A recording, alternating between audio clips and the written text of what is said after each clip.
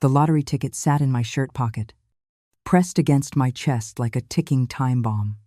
Zant dollar million. Our million 40 million. I'd checked the numbers 17 times on 3 different websites before I finally believed it was real. My hands were shaking so badly I could barely hold my phone as I scooped up our 4-year-old daughter, Emma, from her playroom. "Daddy, where are we going?" Emma asked, clutching her stuffed rabbit as I buckled her into her car seat. "We're going to see Mommy at work." "Sweetheart," I said, trying to keep my voice steady despite the adrenaline coursing through my veins. "Daddy has some very good news to tell her. I'm Nathan Pierce. I'm 34 years old, and up until that Tuesday afternoon, I thought I had a pretty good handle on my life. I worked as an accountant for a mid-sized firm in Denver, pulling in a decent salary that kept us comfortable in our 3-bedroom house in the suburbs. My wife Olivia was a senior marketing executive at Brennan Digital Solutions, making twice what I did and climbing the corporate ladder with the kind of ambition that both impressed and sometimes intimidated me. We'd been married for 6 years, met at a mutual friend's wedding where she'd caught the bouquet and I'd caught her eye. She was beautiful, driven, always impeccably dressed, even on casual Sundays. Sometimes I wondered what she saw in a numbers guy like me, but she always said I grounded her, kept her centered when work got crazy. The lottery ticket had been an impulse buy. I never played the lottery, thought it was a waste of money. But the jackpot had hit a record $180 million, and the gas station clerk had joked that someone had to win eventually. So I'd thrown down $2, picked 6 random numbers, and completely forgot about it until I saw the winning numbers flash across the news that morning. Now I was driving through downtown Denver with life-changing money in my pocket and my daughter singing nursery rhymes in the back seat, completely oblivious to the fact that our lives would never be the same again. Brennan Digital Solutions occupied the top 3 floors of the Skyline Tower, all glass and steel and expensive furniture that screamed success. I'd been there maybe 5 times in the 3 years Olivia had worked there, usually for company parties where I'd make awkward small talk with her colleagues while trying not to spill wine on the white carpets. The elevator ride to the 15th floor felt like it took forever. Emma was getting restless, squirming in my arms and asking when she could see Mommy. My heart was hammering so hard I could hear it in my ears. This was it, the moment that would change everything. No more worrying about mortgage payments or whether we could afford to send Emma to private school. No more watching Olivia stress over quarterly reports or missing family dinners because of late meetings. The elevator doors opened, and I stepped into the reception area of Olivia's floor. The CAS was all modern minimalism, chrome and glass and abstract art that probably cost more than my car. Olivia's secretary, a woman named Stephanie, who I'd met a handful of times, looked up from her desk with surprise. "Nathan," she said, standing quickly. Too quickly. There was something in her expression that made my stomach tighten. Panic. Maybe. Or fear. "I didn't know you were coming by today." "Surprise visit," I said, trying to sound casual despite Emma's weight in my arms and the lottery ticket burning a hole in my pocket. "Is Olivia in? I have some incredible news." Stephanie positioned herself between me and Olivia's office door. "Actually, she's in a meeting right now. A very important meeting. Maybe you could come back later, or I could have her call you." I frowned. Something about Stephanie's body language was wrong. She was blocking the door like a bouncer at a club, her hands fidgeting with the papers on her desk, her eyes darting nervously between me and the closed office door behind her. That's when I heard it, a sound that made my blood run cold. A woman's laugh, breathy and intimate, followed by a deeper male voice saying something I couldn't quite make out. Then silence. Then another sound unmistakable in its meaning, even through the thick office door. "Nathan," Stephanie said quickly, her face flushing red. "Maybe you should take Emma downstairs to the coffee shop. I can call Olivia and tell her you're here." But I was already moving past her, Emma still in my arms, my hand reaching for the door handle. Stephanie grabbed my arm, actually physically tried to stop me, but I shrugged her off. Nathan, don't, Stephanie pleaded, genuine distress in her voice. Please, just think about Emma. I looked down at my daughter, who was watching the exchange with confused eyes. For a split second, I hesitated. Then I heard another sound from behind that door, and something inside me snapped. I turned the handle. The door was unlocked. The scene that greeted me will be burned into my memory for the rest of my life. Olivia's office was spacious, with floor-to-ceiling windows overlooking downtown Denver. Her desk was pushed against the far wall, and on the leather couch that had cost $4. 000 of company money. My wife was with another man. They were partially clothed, tangled together in a way that left no room for innocent explanations. The man I recognized immediately, Derek Hammond, the company's CEO, married, father of 3. His family photos splashed across the company website like badges of honor. Time seemed to stop. Emma made a small, confused noise. Derek and Olivia sprang apart, scrambling for clothing with faces that went from pleasure to horror in the space of a heartbeat. Nathan Olivia gasped, pulling her blouse closed with trembling hands. Oh, God. Nathan, this isn't what? My voice came out surprisingly calm, clinical even, like I was discussing a spreadsheet discrepancy instead of watching my marriage explode in real time. Isn't what it looks like, because it looks like you're sleeping with your boss. If this story resonates with you, if you want to hear how this impossible situation unfolds, please hit that subscribe button and ring the notification bell. Leave a comment below sharing your thoughts. And don't forget to like this video. Your support helps me continue sharing these real-life stories that need to be heard. Now, let's continue. Derek was pulling on his shirt, his face red, but his expression already shifting from shame to damage control.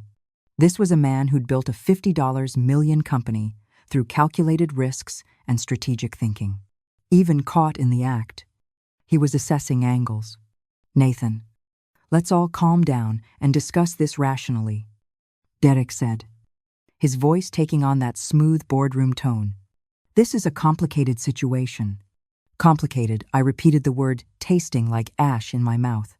I turned to Stephanie, who was standing in the doorway, looking like she wanted to sink through the floor. How long have you known? She couldn't meet my eyes. Nathan, I'm so sorry. I tried to stop you. How long? I demanded. 6 months, she whispered. They've been meeting here during lunch breaks and after hours. I'm sorry. I wanted to tell you, but it wasn't my place. 6 months. Half a year of lies. Half a year of Olivia coming home late from work meetings that weren't really work meetings. Half a year of her kissing me goodnight with the same mouth that had been kissing him. Emma started crying, sensing the tension. Even if she didn't understand it, the sound of my daughter's tears cut through my shock like a knife. I'm taking Emma home, I said, my voice hollow. We'll talk about this later. Nathan, please, Olivia said, now fully dressed but disheveled, her makeup smeared, her hair a mess. Let me explain. It's not what you think. Not what I think, I said slowly. Olivia, I literally watched you with him. There's no version of reality where this is anything other than what it is. Derek stepped forward, trying to assert some kind of authority. Nathan, I understand you're upset, but let's not make this harder than it needs to be. Olivia and I care about each other. This isn't some meaningless affair. I stared at him, this man who had everything, money, power, a family of his own, and apparently thought he deserved my wife. 2. You care about each other, I repeated. Does your wife know how much you care? Do your 3 kids know Daddy cares about his employee? Derek's jaw tightened. That's my private business. Not anymore, I said. I adjusted Emma in my arms, her face buried against my shoulder, her small body shaking with sobs. I'm going to make sure everyone knows exactly what kind of man you are. Olivia grabbed my arm as I turned to leave. Nathan, please, Just let me talk to you. Just give me 5 minutes to explain. I looked down at her hand on my arm, remembering when that touch used to comfort me, used to mean safety and home. Now it just made my skin crawl. 6 years. Olivia, I said quietly. 6 years of marriage. We have a daughter together, and you threw it all away for him. It's not that simple, she said, tears streaming down her face. You don't understand the pressure I've been under. The stress of this job. Derek understands me in ways you never could. The words hit like physical blows. I never could understand you. I've spent 6 years trying to understand you. Supporting your career. Taking care of Emma when you worked late. Being patient when you were too stressed for family dinners. And this is what I get. Nathan, you're a good man, Olivia said, and somehow that made it worse. You're stable and reliable and safe. But I need more than that. I need someone who challenges me, who operates at my level. Your level, I repeated. The lottery ticket in my pocket suddenly felt heavier. I almost laughed at the irony. I walked out of that office without another word. Emma crying against my shoulder.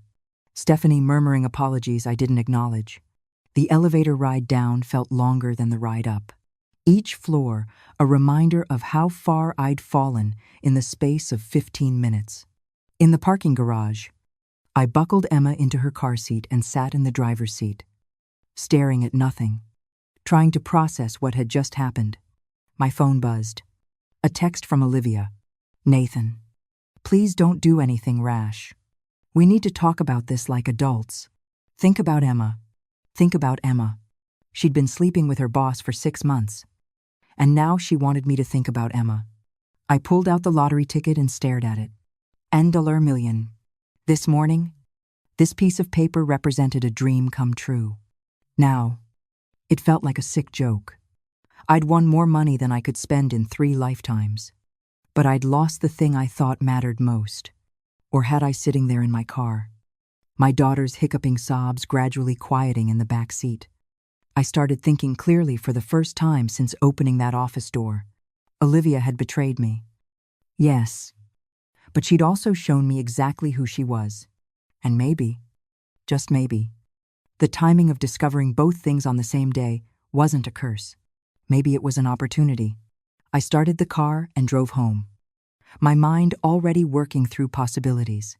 By the time I pulled into our driveway, I'd made several decisions. The first was that I wouldn't tell Olivia about the lottery ticket. Not yet. Not until I understood exactly what I was dealing with. The second decision was that I needed to know more. How long had this really been going on? Was Derek the only one? What was Olivia's endgame? And the third decision was that I needed help. Professional help. I put Emma down for a nap, then called my older brother, Marcus, who worked as a private investigator in Boulder. We'd never been particularly close. He was 7 years older and had always been more street smart than book smart. But if anyone could help me navigate this situation, it was him. Nathan. Marcus answered on the second ring. What's wrong? You sound weird. Can you come over? I need your help with something right now. I'm working a case. Marcus. I just caught my wife cheating on me with her boss. I need your professional services. The line went quiet for a moment. I'll be there in 40 minutes. While I waited for Marcus, I did something I'd never done before. I went through Olivia's things. Her laptop was password protected, but I knew her passwords. She used the same one for everything. Emma's birthday, plus her mother's maiden name. It took me 3 minutes to access her email. What I found there made my stomach turn. The emails between Olivia and Derek went back 8 months. Not 6. They'd started professionally enough. Work discussions, strategy meetings, collaboration on projects. But around the 6-month mark, the tone changed. Derek had sent her a message late one night. Can't stop thinking about our meeting today. You're incredible. Olivia's response. You're not so bad yourself. Too bad we can't explore this properly. Derek, who says we can't. And from there, it spiraled. Lunch meetings at hotels. Afternoon, rendezvous in his office. weekend conferences that were really just cover stories for getaways. They'd been to San Francisco together, to Seattle, to Portland, all under the guise of business trips, all paid for by the company. But what really got me were the emails about me. Derek, have you thought about what happens next with your husband, Olivia? I'm not ready to leave yet. Nathan's useful. He takes care of Emma, handles the house, makes my life easier. Plus, divorce would be expensive and complicated. Derek, so what are we doing here? Olivia, enjoying ourselves. You're married, too.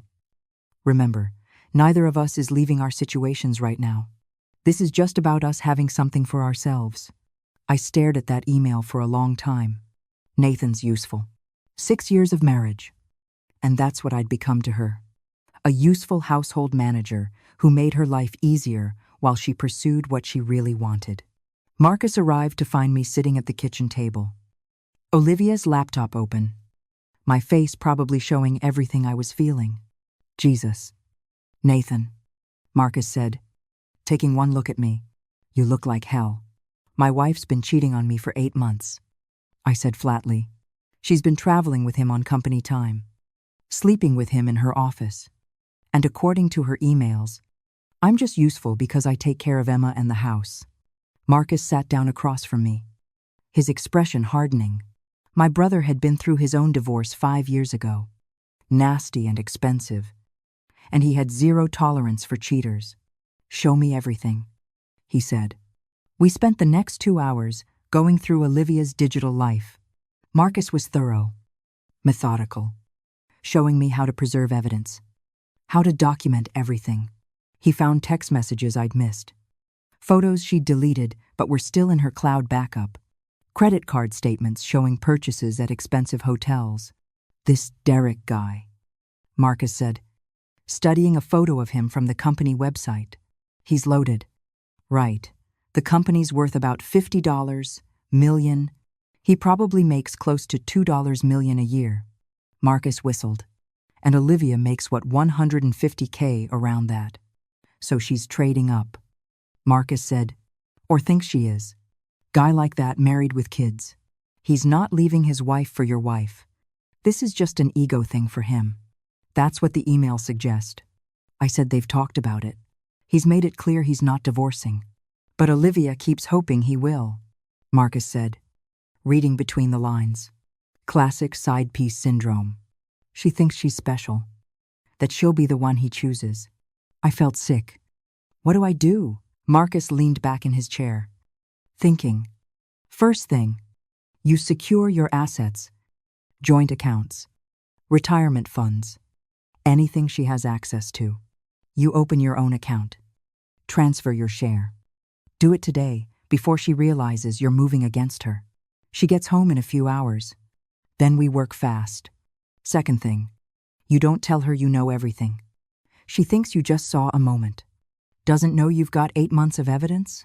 Let her believe you're the hurt husband who might forgive. Keep her comfortable while we build your case. That feels dishonest, I said, then realized how stupid that sounded given the circumstances. Marcus smiled grimly. Brother, she threw dishonest out the window months ago. You're just protecting yourself. Speaking of which, have you thought about custody Emma's for? Colorado courts favor shared custody, but with evidence of infidelity and her having an affair at work, traveling with her boss instead of being home with her daughter. You've got a solid case for primary custody. Primary custody. The thought of Emma only seeing her mother on weekends hurt. But the alternative, splitting time equally with a woman who just called me useful, hurt worse. Do it, I said. Whatever you need to do. Help me protect Emma and protect myself. That's what I wanted to hear. Marcus said. Now, is there anything else I should know? Any complications? I thought about the lottery ticket still in my shirt pocket. $100 million that Olivia didn't know about. Money that if we were still married when I claimed it, would be considered marital property. There's one thing, I said slowly, but you have to swear you won't tell anyone. Marcus raised an eyebrow.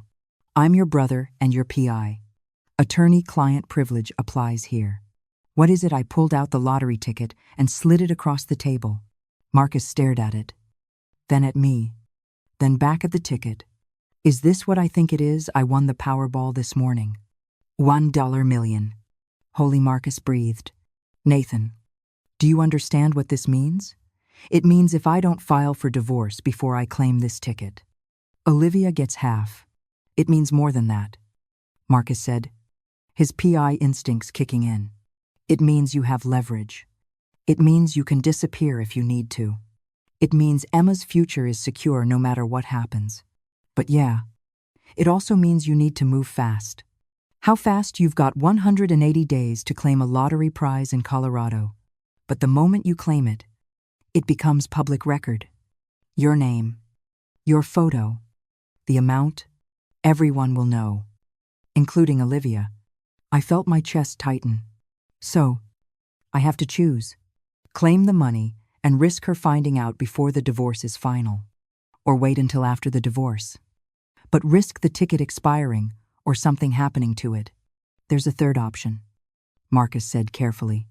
You could set up a legal trust, claim the ticket through the trust, and keep your identity partially protected. It's not foolproof, but it buys you time. And in that time, we expedite the divorce. How fast can we get divorced with evidence this solid? If we can prove she's been traveling with Derek using marital funds, having an affair in her workplace, and she doesn't fight it, we could have preliminary separation agreements in place within a month, full divorce finalized in 3 to 4 months.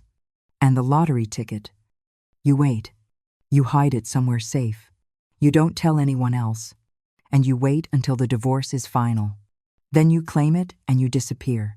Take Emma and start a new life somewhere else if you want. It seemed almost too simple, but my mind was already racing with possibilities. A new life, a fresh start. Emma growing up without the toxicity of parents who destroyed each other. Help me, I said to Marcus. Help me do this right. That's why I'm here. Brother, that's why I'm here. Olivia came home at 7 that evening, her face carefully composed into an expression of concern. She found me in the living room, Emma asleep on my lap while I stared at the television without really seeing it. Nathan, she said softly, setting down her briefcase. Can we talk? Emma's sleeping? Keep your voice down. She sat on the chair across from me, and I studied her with new eyes. She'd fixed her makeup, changed her clothes, probably practiced her apology in the car on the way home. She looked perfect, polished, every inch the successful executive and completely fake.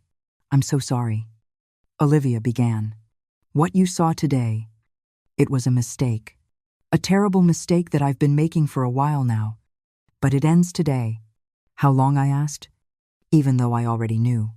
Does it matter? It matters to me. She sighed. A few months, maybe 6. Nathan, I never meant to hurt you. It just happened. Derek and I work closely together. We have this connection, and it just spiraled out of control. It just happened. I repeated, like accidentally ordering the wrong coffee. Oops. Accidentally had an affair with my boss for 6 months. Don't be cruel, Olivia said. I know I messed up, but we can work through this. Couples survive infidelity all the time. We can go to counseling. Rebuild trust. I looked at my wife, at this woman I'd spent 6 years building a life with, and felt nothing but cold calculation.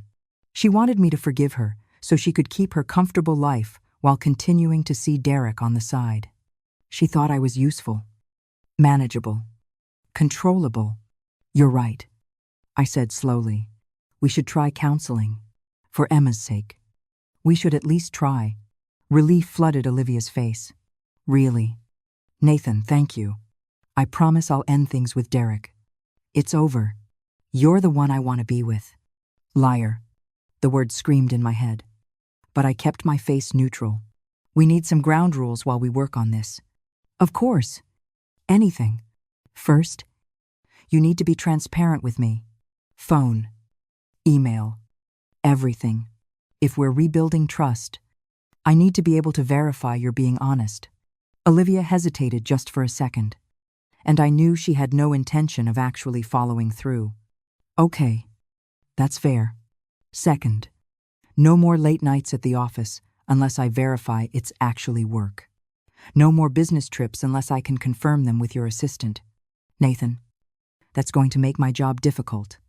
Your job, I said, letting some real anger show. Olivia, your job is where you've been cheating on me. Your job is the problem. So, either you make accommodations or we don't fix this. Fine, she said tightly. I'll work from home more. Third, I continued, we need to separate our finances, just temporarily. While we work through this, I think it's healthier if we have some financial independence during counseling. Now, Olivia looked genuinely worried. Why would we need to do that? Because I need to know you're committed to working on us, not just staying for financial security. Plus, it'll make me feel better knowing I have some control over my own money while we work through this betrayal. It was a gamble. If Olivia agreed too easily, it meant she was already planning to leave once she secured her position with Derek. If she fought it, it meant she needed access to marital assets. She fought it. Nathan, that seems extreme. We've always shared everything. That's what marriage is. And having an affair with your boss, what's that? Her face flushed. That's not fair. Nothing about this is fair. Olivia, but this is what I need to feel safe moving forward. So, either you agree, or we skip counseling and go straight to lawyers. The threat hung in the air between us. Finally, Olivia nodded. Okay, if that's what you need. We'll separate the finances temporarily, just while we're in counseling. I'll set it up tomorrow, I said. Now, I'm going to put Emma to bed. I carried our sleeping daughter upstairs, away from the woman who'd betrayed us both, and tried not to think about how good it felt to lie to Olivia the same way she'd been lying to me.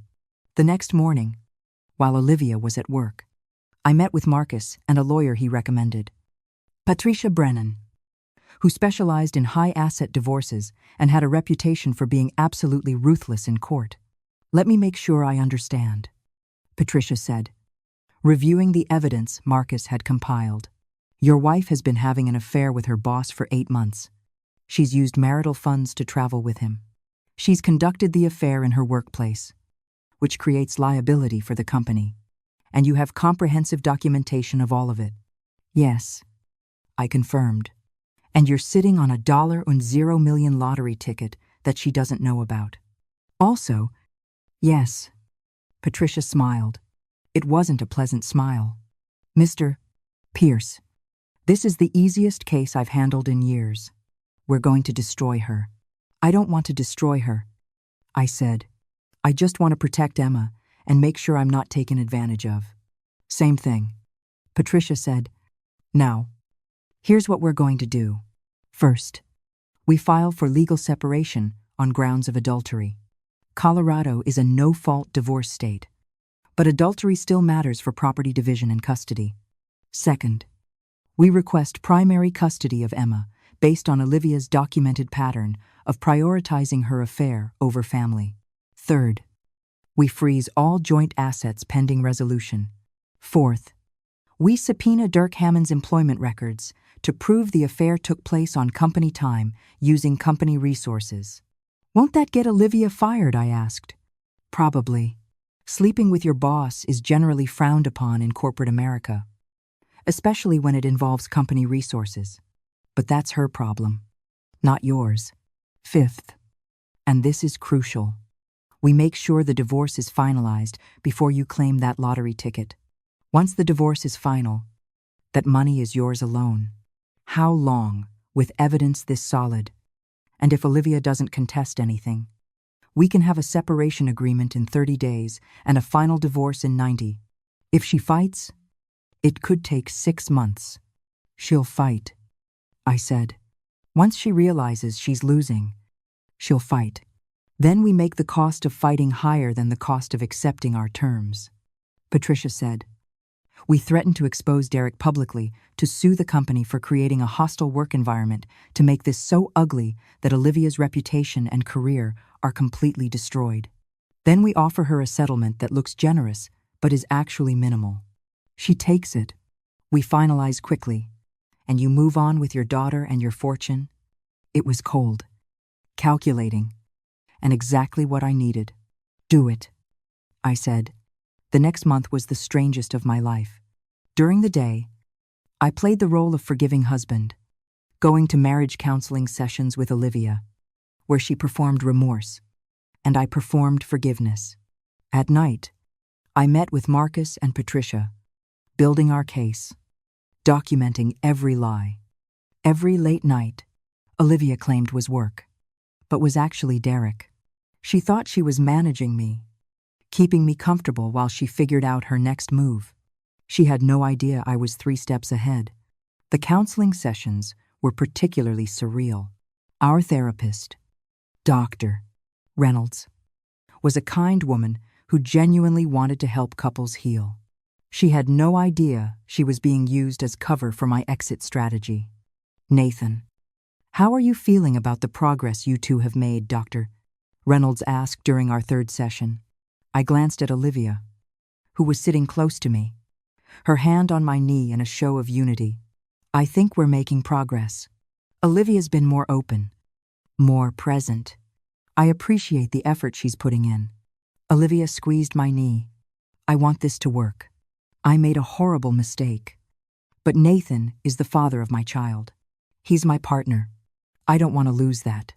More lies. That morning, Marcus had sent me screenshots of text messages between Olivia and Derek from the previous night. They were still seeing each other, just being more careful about it. Meeting at a hotel across town, using burner phones, thinking they were clever. They weren't clever. They were predictable. After the counseling session, Olivia kissed my cheek and said she needed to go back to the office for a few hours. Important client meeting, she explained. But I'll be home for dinner. I promise. I'll make Emma's favorite. I said, spaghetti and meatballs. She smiled, and for just a moment I saw a flicker of what might have been genuine affection or maybe guilt. Hard to tell the difference anymore. You're a good man. Nathan, she said, I don't deserve you. The only true thing she'd said in weeks. After she left, I drove to Patricia's office, where Marcus was waiting with the final compiled evidence. We're ready, Patricia announced. 300 pages of documentation. Emails, text message, credit card statements, hotel records, witness testimony from Stephanie confirming the affair, and the piece to resistance. She pulled up a video on her laptop. Security footage from the parking garage at Olivia's office building, showing her and Derek kissing beside his car, his hands in places that left no room for interpretation. Date stamped. Crystal clear. Absolutely damning. Where did you get that? I asked. Marcus grinned. The security company that monitors the building owes me a favor. Turns out Derek's been sloppy. There are dozens of videos like this going back months. Is it legal to use this in court, semi-public space? No expectation of privacy, Patricia said. It's admissible, and it's devastating. No judge will look at this and give Olivia anything close to 50/50 custody. I stared at the video of my wife betraying our family in high definition and felt nothing but cold satisfaction. File the papers, I said. Tomorrow, I want her served at work. Patricia raised an eyebrow. At work, that's bold. It'll be humiliating. She humiliated me in that office. Turnabout is fair play. The next day, a process server walked into Brennan Digital Solutions at 20 inches the afternoon, right in the middle of the open office, where everyone could see, and handed Olivia divorce papers. I know this because Marcus had someone recording it. Olivia's face went from confusion to shock to pure rage in the span of seconds. She tried to maintain composure, tried to take the papers calmly, but her hands were shaking. Everyone in the office was watching, including Derek, who was standing in his office doorway, his face pale, She called me immediately. I let it go to voicemail. She called 7 more times. I ignored them all. Finally, she texted, "What the hell are you doing? We're in counseling. We're working on things." I responded simply, "I know about Derek. I know about everything. You should read the papers carefully. Especially the part about the parking garage footage." 3 dots appeared. Disappeared. Appeared again. Then nothing. That evening, Olivia came home like a hurricane. She slammed through the door, threw her briefcase against the wall, and found me in the kitchen making dinner for Emma. "You bastard," she hissed, keeping her voice low enough that Emma wouldn't hear from the playroom. "You've been planning this the whole time, yes?" I said calmly, stirring pasta sauce. "While you were lying in counseling, I was building a case. While you were still sleeping with Derek, I was documenting it. You played me for a fool. Olivia, I just returned the favor. That footage is illegal. My lawyer will get it thrown out. Your lawyer is going to tell you the same thing mine told me. It's admissible. It's devastating. And combined with everything else we have, you're going to lose. Primary custody, most of the assets, your reputation, all of it." Her face crumpled. Real tears this time. Not the manufactured ones from counseling. "Nathan, please think about Emma. She needs her mother. She needs a mother who puts her first. You've been too busy with Derek to do that. That's not fair.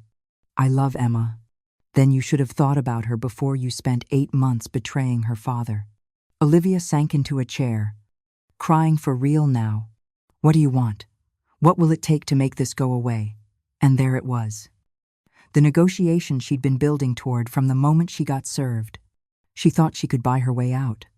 Make a deal. Salvage something from the wreckage. "I want primary custody of Emma. You get supervised visitation until you prove you can be stable. I want the house. You can have your car and your personal belongings. We split the retirement accounts based on what we each contributed. And I want you to sign an agreement that you'll never contest any of this." "That's everything," she whispered. "You're taking everything." "No." I said, "I'm taking what I'm entitled to. You took everything when you decided Derek was more important than our Ba family. I can't afford a lawyer to fight this." "Then don't fight. Sign the agreement Patricia sent you. Make this easy for both of us." "For Emma." She looked up at me with red-rimmed eyes. "Did you ever love me?" The question caught me off guard. "Yes. I loved you completely. I would have done anything for you. But you threw that away." "I'm sorry," she said. "I know you don't believe me. But I really am sorry. I believe you're sorry you got caught." I said, "That's different." We stood there in my kitchen, the pasta sauce bubbling on the stove, our daughter playing with blocks in the next room, and the marriage we'd built turning to ash between us. "I'll sign." Olivia finally said, "But I want one thing. I want to tell Emma myself. I don't want her hearing about this from lawyers or judges." It was a small ask, and probably the right thing to do. "Fine. But I'm there when you tell her, and you keep it simple. Age appropriate." She nodded, wiping her eyes. "What happens to Derek, that's between him and his wife. Though I imagine when the company board sees the evidence of him conducting an affair with a subordinate using company resources, his career is probably over. You're destroying both of us." "No," I corrected. "You destroyed yourselves. I'm just making sure the truth comes out." The divorce was finalized 87 days after Olivia was served. She signed everything without contesting, probably because her lawyer told her she'd lose worse if she fought. Derek Hammond was fired from Brennan Digital Solutions 3 weeks into the process after the company's board reviewed the evidence we'd provided. His wife filed for divorce 2 days after that. Olivia moved into a 1-bedroom apartment across town. She got Emma every other weekend and 1 evening a week, supervised by a court-appointed monitor for the first 3 months. It killed her. I could see it every time she dropped Emma off. But she'd made her choices. I waited until the divorce was completely final. All papers signed, All settlements distributed before I did anything about the lottery ticket. On day 91 of my new life, I walked into the Colorado lottery office with Marcus, Patricia, and a team of financial advisors they'd assembled. I claimed my $100 million through a legal trust that kept my name mostly out of the public eye, mostly because word still got out. It always does. Within 2 weeks, my phone was ringing off the hook with distant relatives I'd never met, investment opportunities that sounded too good to be true, and reporters wanting to interview the man who'd won the lottery during a divorce. I ignored them all. Olivia found out through the news. She called me, her voice shaking with barely contained rage. "You won the lottery the day I caught you with Derek," I said simply. "The day our marriage ended. And you didn't tell me." "Nathan, that's marital property. I'm entitled to half." "No. Actually, you're not. I won it the day I discovered your affair. I filed for divorce within 30 days. And most importantly, the divorce was finalized before I claimed it. My lawyers made very sure of that." The silence, on the other end, was deafening. "Then you planned this. You knew about the money the whole time. And you let me sign those papers. I protected my assets and my daughter. Same thing you were trying to do with Derek. Except I was smarter about it. I could sue. I could take you to court. You could try?" I said. "But you signed an agreement not to contest the divorce settlement. You'd be in breach of contract. Plus, my lawyers are much better than yours. You'd lose, and it would cost you everything you have left." Another long silence. "I hope you're happy with your money. Nathan, I hope it keeps you warm at night. It's not about the money," I said. "It never was. It was about protecting Emma and making sure she grows up knowing her father fought for her." I hung up before she could respond.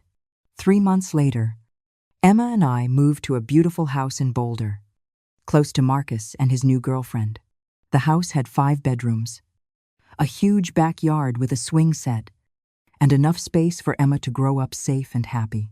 I quit my accounting job and started a nonprofit that helped families going through difficult divorces, especially fathers fighting for custody. I used my story edited to remove the lottery win to show that men could protect their children and rebuild their lives after betrayal. Emma adjusted better than I'd hoped. She saw her mother regularly, and Olivia, to her credit, worked hard to be present during their time together. She got therapy, cleaned up her life, and slowly proved she could be a good mother. Even if she'd been a terrible wife, Derek Hammond wasn't so lucky. His career never recovered. Last I heard, he was managing a small marketing firm in Des Moines, divorced, paying massive child support to his ex-wife. His reputation in the industry completely destroyed. Sometimes I think about that day, standing in Olivia's office with Emma in my arms and a lottery ticket in my pocket. How differently things could have gone if I'd reacted emotionally instead of strategically. If I'd confronted Olivia immediately instead of playing the long game. If I'd let anger drive my decisions instead of careful planning. But I didn't. I stayed calm. I gathered evidence. I protected what mattered. My daughter and my future. And in the end, I didn't just survive my wife's betrayal. I won. The lottery ticket was the catalyst. Sure, but the real prize wasn't the $100 million. It was discovering I had the strength to walk away from someone who didn't value me. It was learning that sometimes the best revenge isn't revenge at all. It's just living well and protecting the people who deserve protection. Emma's 7 now.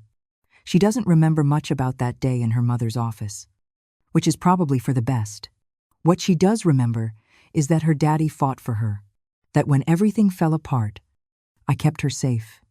And that's worth more than any lottery jackpot. 6 months ago, I ran into Derek at a coffee shop. He was alone, looked older than his years, tired. He saw me and froze, probably expecting confrontation. Instead, I just nodded and walked past. He wasn't worth my energy anymore. Neither was Olivia. Really, they were chapters in my life that had ended. Lessons learned about trust and betrayal. and the importance of protecting yourself. My life now is simple. I wake up every morning to Emma jumping on my bed. I volunteer at the nonprofit 3 days a week. I've started dating again. Nothing serious yet, but I'm open to possibilities. I travel with Emma during her school breaks. I've made peace with my past and embraced my future. The money helps. Obviously, I'd be lying if I said it didn't. But it's not what saved me. What saved me was refusing to be a victim. What saved me was choosing to fight smart instead of fighting angry.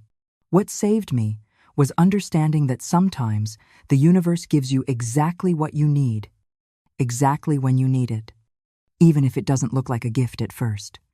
That lottery ticket in my pocket while I watched my marriage explode felt like cosmic irony. But looking back, it was perfect timing. It gave me the resources to protect my daughter and rebuild my life. It gave me the freedom to walk away without financial fear.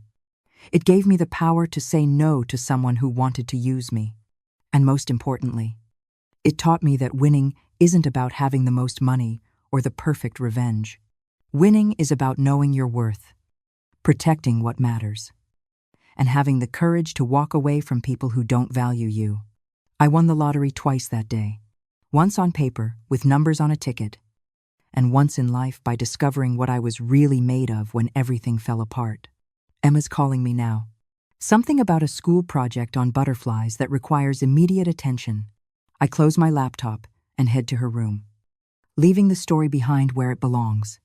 In the past, because the future is bright, boundless, and entirely ours to build. And that's the biggest jackpot of all. If this story moved you or made you think differently about betrayal, revenge, and redemption, please share it with someone who might need to hear it. Leave a comment below about how you'd handle a similar situation. Would you plan strategically, like I did, or react emotionally?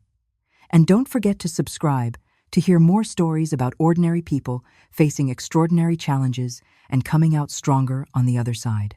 Thank you for listening to my